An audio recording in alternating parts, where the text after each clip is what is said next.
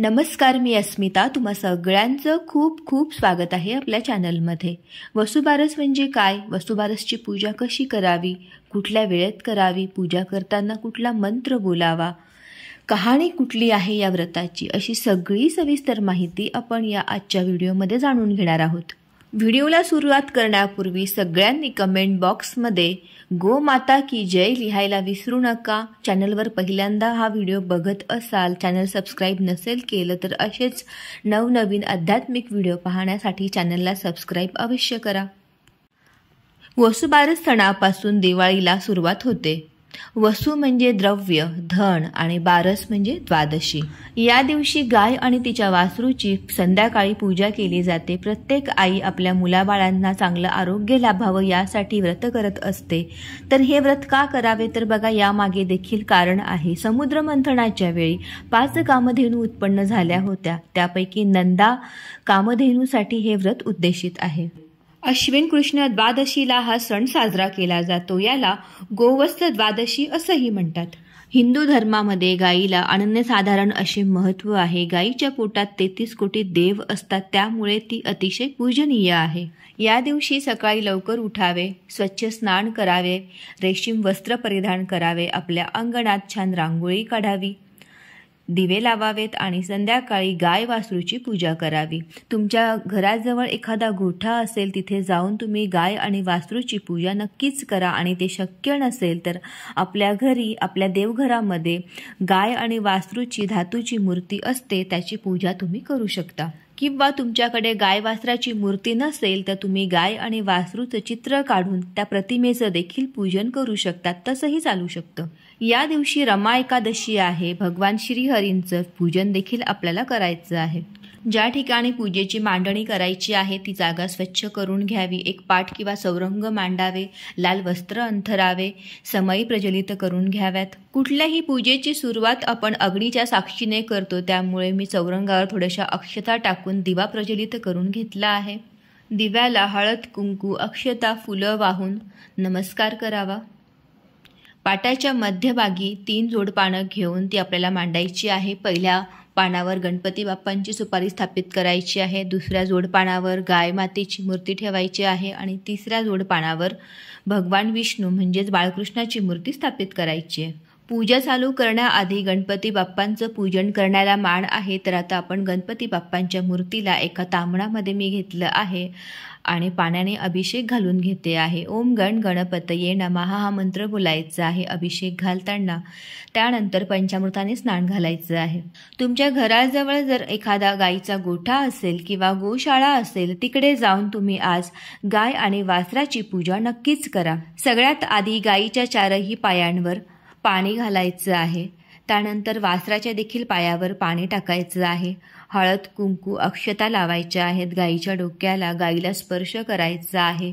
मनोभावे गाईला नमस्कार करायचा आहे व पुढील मंत्र बोलावा. शिरोदार्णव संभूते सुरासुर नमस्कृते सर्व देवमये मातुर गहनार्घ्य नमोस्तुते. याचा अर्थ असा, देव आणि राक्षसांमध्ये पूजनीय असलेल्या 33 कोटी देवता पोटात असलेल्या पूजनीय अशा गोमातेला माझा नमस्कार असो. गणपती बाप्पांचं पंचोपचार पूजन झालेलं आहे. आता मी गाय वासराची मूर्ती ताम्हणात घेऊन तिला अभिषेक घालते आहे. त्यानंतर पंचामृताने अभिषेक घालायचा आहे. ओम नंदाय नमः किंवा ओम कपिला नमः हा मंत्र अभिषेक घालत असताना बोलायचा आहे. शुद्ध जलाने अभिषेक घालून गाय मातेची मूर्ती स्वच्छ कपड्याने पुसून तिला जागेवर ठेवून तिला हळद, कुंकू, अक्षता आणि फुलं मी वाहते आहे. वासराची देखील पंचोपचार पूजा करून घ्यायची आहे. या दिवशी रमा एकादशी असल्याने आपल्याला बाळकृष्णांच्या मूर्तीचं देखील पूजन करायचं आहे. बाळकृष्ण म्हणजे भगवान श्रीहरींचं स्वरूप आहेत. बाळकृष्णाच्या मूर्तीला सगळ्यात आधी शुद्ध जलाने अभिषेक घालायचा आहे. त्यानंतर पंचामृताने अभिषेक घालून नंतर पुन्हा स्वच्छ जल अभिषेक घालून मूर्ती आपल्याला जागेवर विराजमान करायची आहे. आणि हा अभिषेक घालताना ओम केशवाय नमः किंवा ओम नारायणाय नमः हा मंत्र तुम्ही बोलू शकता. बाळकृष्णाच्या मूर्तीची पंचोपचार पूजा करून घ्यायची आहे. हळद, कुंकू, अक्षता, पुष्प व्हायचं आहे. लाल वस्त्र अर्पण करायचं आहे देवाला. पूजा आटोपल्यानंतर गुळ, खोबरं आणि खडीसाखरेचा नैवेद्य मी अर्पण केलेला आहे. ज्यांच्याकडे गाई म्हशी आहेत ते आजच्या दिवशी पुरणपोळीचा स्वयंपाक बनवून त्याचा नैवेद्य अर्पण करतात. वसुबारसच्या दिवशी गव्हापासून आणि मुगापासून बनवलेले पदार्थ गाईला खाऊ देऊ नयेत आणि त्याचबरोबर तेलकट तुपकट पदार्थ देखील गाईला खायला द्यायचे नाही आहे. विधिवत पूजा आटोपल्यानंतर गणपतीची, लक्ष्मीची आणि भगवान श्रीहरींची आरती करावी. आपल्या मुलांना चांगलं आरोग्य लाभावं, त्यांना दीर्घायुष्य मिळावं, त्यांची अभ्यासात चांगली प्रगती व्हावी यासाठी आईने देवाजवळ प्रार्थना करावी. आपल्या मुलांना चांगलं आरोग्य लाभून त्यांना दीर्घायुष्य लाभावं, त्यांची अभ्यासात चांगली प्रगती व्हावी यासाठी प्रत्येक आईने आजच्या दिवशी उपवास करावा. दिवसभर उपवास करून संध्याकाळी गाय आणि वासराची पंचोपचार पूजा झाल्यानंतरच उपवास सोडावा. या व्रताचे काही नियम देखील आहे, थोडक्यात सांगते. जी महिला हे व्रत करते त्या दिवशी तिने गायीपासून मिळणारे जे पदार्थ असतात जसं की दूध, दही, तूप, पनीर हे आजच्या दिवशी खाऊ नये आणि त्याचसोबत गहू आणि मूग यांचं सेवन देखील करू नये. ज्या महिला हे व्रत करतात त्यांनी ह्या व्रताची कहाणी देखील वाचण्याला तेवढंच महत्त्व आहे. आजच्या दिवशी त्यांनी ही कहाणी देखील आवर्जून वाचावी. याची कहाणी आता सगळ्यांनी नक्की ऐकावी. एक आटपाट नगर होतं. तिथं एक वृद्ध महिला आपल्या कुटुंबासोबत राहत होती. शेतामध्ये ती रोज कामाला जाई. तिच्याकडे गाई गुरं होते. तिच्याकडे 2 वासरं होती. त्यांची नावं होती गव्हाळी आणि मुगाळी. शेतामध्ये जाण्यापूर्वी तिने सुनेला सांगितलं, सुनबाई, गव्हाळे आणि मुगाळे शिजवून ठेव, तोपर्यंत मी शेतातून येते. सुनबाईने गव्हाळी आणि मुगाळी या वासरांना ठार मारून त्यांचं मांस शिजवलं आणि म्हातारी परत आल्यावर तिला पाण्यामध्ये वाढलं. म्हातारीने हा सगळा प्रकार बघून ती घाबरली आणि सुनबाईला म्हटली, तू हे काय केलंस? आणि म्हातारी पटकन उठून देवाजवळ गेली. देवाजवळ ती विनवू लागली, देवा, माझ्या सुनेला माफ कर, तिच्याकडून चूक झाली. म्हातारी देवाजवळ प्रार्थना करू लागली, जोपर्यंत माझे वासरं जिवंत होत नाही तोपर्यंत मी इथून उठणार नाही. संध्याकाळपर्यंत मी माझा प्राणत्याग करेल असं तिने देवाला सांगितलं. देवाने तिची ही प्रार्थना ऐकून तिच्यावर प्रसन्न होऊन तिची वासरं जिवंत केली. त्या दिवसाची आठवण म्हणून गाय आणि वासराच्या पूजेला सुरुवात झाली. आणि बघा, अशी ही पौराणिक कथा आहे आणि त्या दिवसापासून आपण गाय आणि वासराची गोवत्स द्वादशीला पूजा करायला लागलोत.